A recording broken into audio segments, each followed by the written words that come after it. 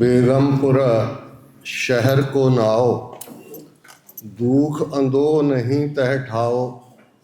ना तशवीश खराज न माल, खौफ न खता न तरस जवाल। अब मुहे खूब वतन गह पाई, ऊहा खैर सदा मेरे भाई। वाहिगुरू जी का खालसा, वाहिगुरू जी की फतेह। जर्मन के फ्रैंकफर्ट शहर दुनिया भर के सिखां की नुमाइंदगी करदिआं अज वर्ल्ड सिख पार्लीमेंट का 5वां सालाना इजलास जिहदी आरंभता पिछले कल हुई तो इस सैशन जिस की कार्रवाई नूं अड अड मीडिया चैनल्स राहीं दुनिया भर दे विच सिख संगतां देख रही ने। ये सुनेहा इस धरती तो है। अज जिस साम्राज नाल साडा वाह है, जिस नूं बड़े फखर नाल हिंदू तवी समाज कहंदे ने, जिन्हां दा नारा हिंदू हिंदी हिंदुस्तान है, तो जे कहा जाए कि ये धरती जर्मन की जिस ते असीं बैठे हैं 1930 दे विच नाजी पार्टी जिस दा स्लोगन नारा one nation one race one people one leader सी, ते जिन्हां दे नाल अज साडा वाह है वो स्वस्तिका के पूजक ने। तो इस गल का ध्यान रहे कि नाजियां का जिहड़ा साइन सी स्वस्तिका सी। हुण ये सिमिलैरिटीज़ जिहड़ियां लगभग 1 सदी बाद दुनिया देख रही है, इसका आधार अज जदों असी सिख कौम 35 मिलियन सिख नेशन इस धरती तो ही असी नाजियां की धरती जिहड़ी कदे रही है और जिसका रिपेंटेंस है इस मुल्क के लोगों को कि इस आइडियोलॉजी ने one nation one race one people या वाइट सुपरामेसिस्ट आइडियोलॉजी ने किवें करोड़ों लोगों का खून बहाया, किवें दुनिया दूसरे संसार जंग विच धक्की गई। हॉरीफाइंग टॉर्चर दियां डिटेल्स, वो कंसनट्रेशन कैंप्स होण, गैस चैंबर्स होण, दुनिया भर चों कहानियां ने। लेकिन इस शहर चों वर्ल्ड सिख पार्लीमेंट एक मैसेज भी दे रही है कि उस सारे वर्तारे तो बाद दुनिया दे विच एक नारा आया सी नैवर अगेन, नैवर अगेन। क्योंकि जदों ये कुछ वापर रहा सी, नाजियां दी आइडियोलॉजी ने अपना काला रंग दिखाना शुरू किया सी, दुनिया डिनायल मोड दे विच सी। क्योंकि जिवें अज इंडिया वाले अपने आप को largest democracy on this planet कहंदे ने, जर्मनी का पहला नाम सोशलिस्ट रिपब्लिक ऑफ जर्मनी सी। हिटलर कोई कू करके नहीं सी आया, कोई फौज का जरनैल नहीं सी, वो भी वोटां राही आया सी, मेजोरिटेरियनिज्म। और जिस नफरत का सहारा लैके नाजियां ने लोगों के विच खौफ पैदा करके ताकत हथियाई सी, इवें ही हिंदू तवियां ने जिहड़े उत्थे 80% अपनी गिणती वाले ने, उन्होंने भी खौफ पैदा करके जो हाल भारत के नक्शे च कैद माइनॉरिटीज़, वो सिख होण, मुसलमान होण, ईसाई होण, बौद्धी होण, दलित होण या आदिवासी होण, जो कुछ उन्होंने नाल कर रहे ने। और ये अफसोस की गल है कि नैवर अगेन कहण वाले अज अगेन उस रजीम नूं जिहड़ा लार्जेस्ट डेमोक्रेसी के लबादे थले लुकिया होया है, उसनूं एक्सैप्ट ही नहीं कर रहे, उस दे लई रैड कारपेट विछाए जाते हैं। तो वर्ल्ड सिख पार्लीमेंट इस धरती तो एक मैसेज भी दे रही है। इस गल का ध्यान रहे कि उदों भी, और ये आयरनी ऑफ द सिचुएशन देखो कि जिहड़ा उदों नाजियां दे नाल खलोता सुभाष चंद्र बोस जिहड़ा ऑल द वे इत्थे आया, और किवें जिहड़े प्रिजनर सिंगापुर और दूसरिया थावां तो अंग्रेज़ां ने लए सी, उन्हां दे थल्ले जनरल मोहन सिंह और बाद सुभाष चंद्र बोस INA दे नां थल्ले जिन्हों नेताजी कहा जाता है, उन्हां जमानिਆਂ एक फाशिस्ट एक नाजी रजीम के नाल समझौता करने वाला नेता है, नैशनल हीरो है। पर दूसरे पासे इस धरती तो असी कोई मून की मंग नहीं कर रहे, कोई चंद्रमा ते असी अपना झंडा नहीं चलाना चाहते। असी ये मंग करते हैं कि जिहड़ा हक right of self determination the UN charter ਨੇ ਦਿੱਤਾ ਹੈ। 10 ਦਸੰਬਰ 1948 ਨੂੰ ਸੈਨ ਫਰਾਂਸਿਸਕੋ ਤੋਂ ਇਹ ਚਾਰਟਰ ਐਕਸੈਪਟ ਕੀਤਾ ਗਿਆ ਹੈ। 1966 ਦੀ ਜਨੇਵਾ ਪ੍ਰੋਟੋਕੋਲ ਥੱਲੇ ਰਾਈਟ ਆਫ ਸੈਲਫ ਡਿਟਰਮੀਨੇਸ਼ਨ ਮੰਨਿਆ ਗਿਆ ਹੈ। ਇਹ ਸਾਡਾ ਹੱਕ ਹੈ। ਔਰ ਇਸ ਵਰੇ 'ਚ ਇਹ ਬੜਾ ਅਹਿਮੀਅਤ ਵਾਲਾ ਪਾਰਟ ਹੈ ਕਿ 40 ਵਰੇ ਪਹਿਲਾਂ ਇੰਡੀਅਨ ਸਟੇਟ ਨੇ ਸਿੱਖ ਨੇਸ਼ਨ ਦੇ ਖਿਲਾਫ ਸਰਵਨਾਸ਼ ਦੀ ਜੰਗ, ਟੋਟਲ ਵਾਰ, ਸਿਰਫ ਫਿਜ਼ੀਕਲ ਜੈਨੋਸਾਈਡ ਨਹੀਂ ਹੈ। ਜਦੋਂ ਜੈਨੋਸਾਈਡ ਲਫ਼ਜ਼ ਹੁੰਦਾ ਹੈ, ਇਹ ਕਿਵੇਂ ਇੱਕ ਸਿਵਲਾਈਜੇਸ਼ਨ ਦੂਸਰੀ ਨੂੰ ਡਿਸਟਰੋਏ ਕਰਦੀ ਹੈ।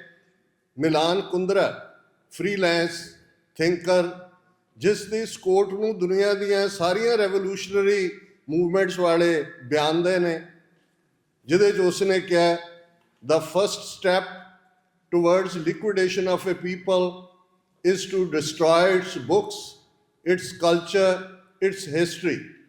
Then have somebody to write new books, invent new culture, create new history. Before long, those people will forget what they were and what they are. This is the struggle of memory against forgetting.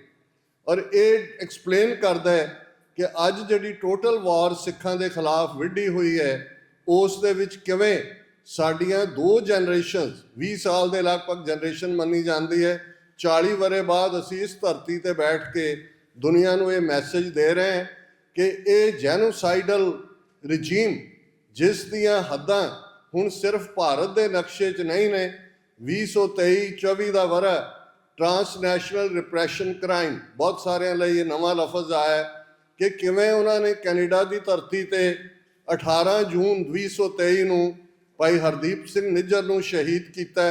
ਉਸ ਤੋਂ 3 ਦਿਨ ਪਹਿਲਾਂ 15 ਜੂਨ 2023 ਨੂੰ Birmingham UK ਦੀ ਧਰਤੀ ਤੇ ਭਾਈ ਅਵਤਾਰ ਸਿੰਘ ਖੱਡਾ ਨੂੰ ਸ਼ਹੀਦ ਕੀਤਾ।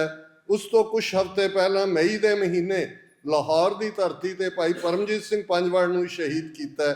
ਔਰ 18 ਸਤੰਬਰ ਨੂੰ ਕੈਨੇਡਾ ਦੀ ਪਾਰਲੀਮੈਂਟ 'ਚ ਖਲੋ ਕੇ ਪ੍ਰਾਈਮ ਮਿਨਿਸਟਰ ਜਸਟਿਨ ਟਰੂਡੋ ਨੇ ਕਿਹਾ ਕਿ ਇਹ ਇੰਡੀਆ ਦਾ ਕੰਮ ਹੈ। ਉਹਨਾਂ ਦੇ ਐਲੀਮੈਂਟਸ ਨੇ ਇਹ ਕਾਰਾ ਕੀਤਾ।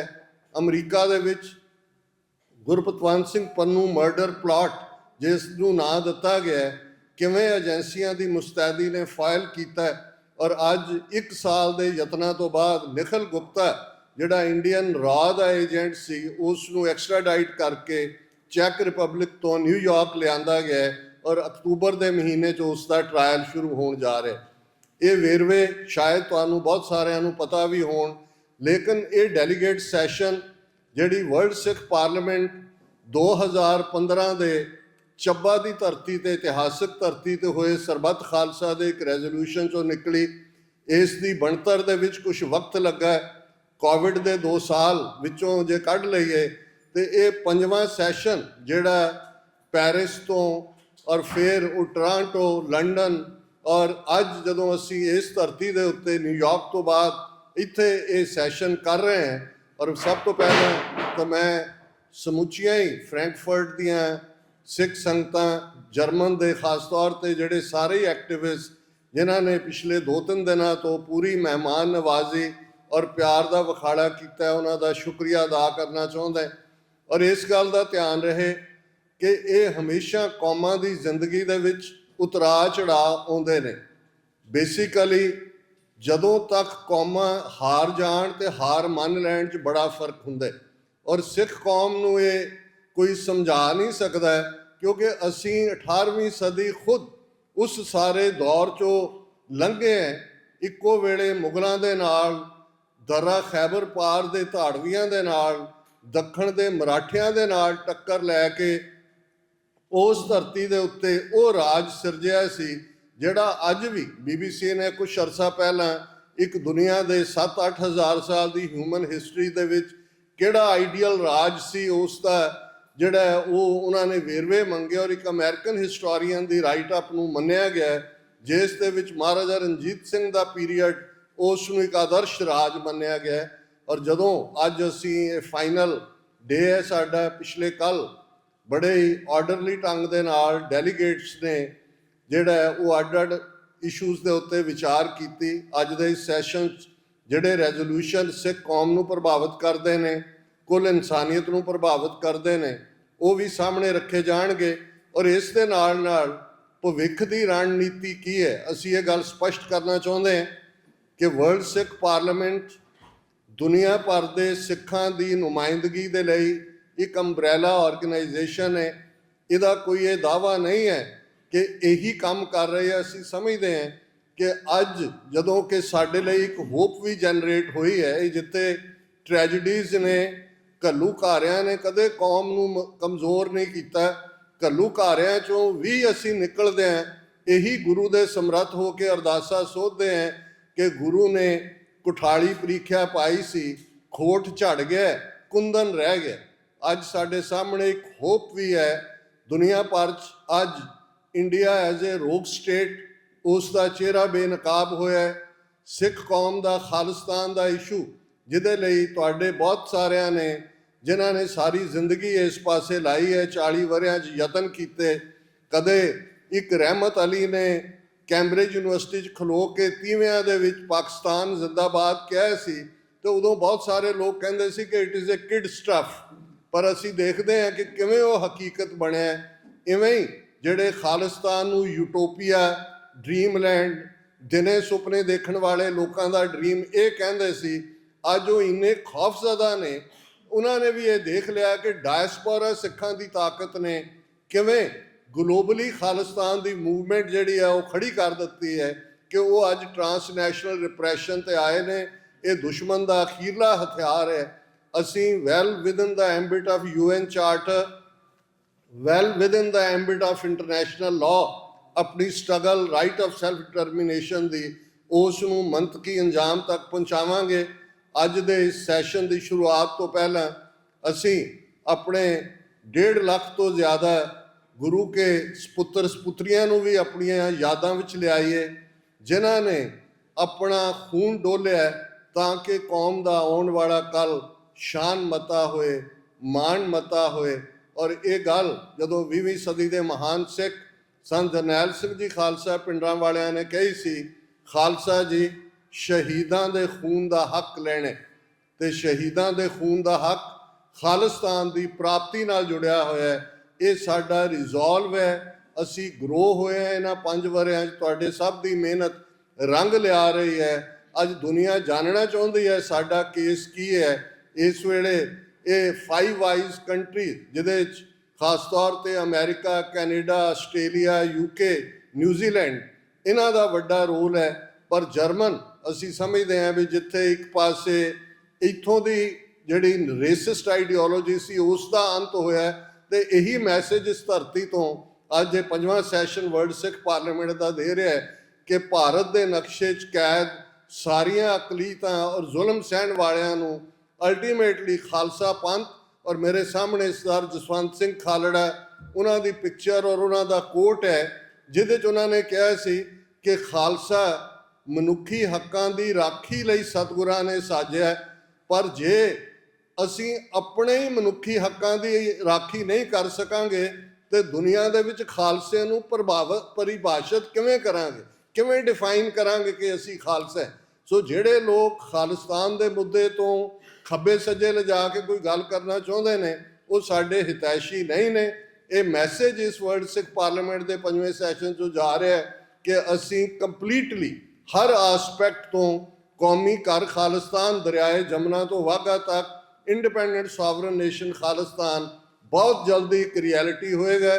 ਦੁਨੀਆ ਦੇ 193 ਮੁਲਕਾਂ ਦੇ ਝੰਡਿਆਂ ਦੇ ਨਾਲ ਖਾਲਿਸਤਾਨ ਦਾ ਝੰਡਾ ਵੀ ਝੂਲੇਗਾ। ਔਰ ਇਹੀ